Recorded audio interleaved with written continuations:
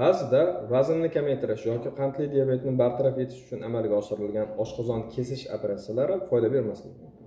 Bunday holatda oshqozon hazm qilish sistemasini boshqatdan tuzib chiqishga to'g'ri keladi va bularda eng ko'p qo'llaniladigan usul bu ROUX-NY rekonstruksiyasi hisoblanadi.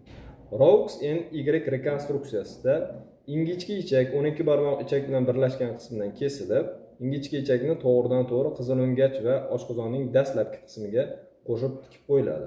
Oshqozon va 12 barmoq ichakning qolgan qismi esa ingichka ichakning boshqa qismiga to'g'ridan-to'g'ri tikib qo'yiladi.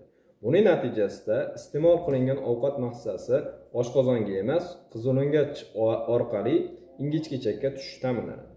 Oshqozonda hosil bo'lgan fermentlar va o't suyuqligi, oshqozon osti bezida hosil bo'lgan fermentlar birgalikda ingichka ichakning boshqa qismiga borib qo'shiladi. Buning natijasida ovqat oshqozonda emas, ingichka ichakda hazm bo'lishini ta'minlanadi.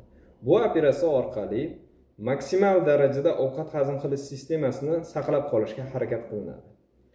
Bu rekonstruksiya odatda ochiq, laparoskopik yoki robotik usulda amalga oshiriladi.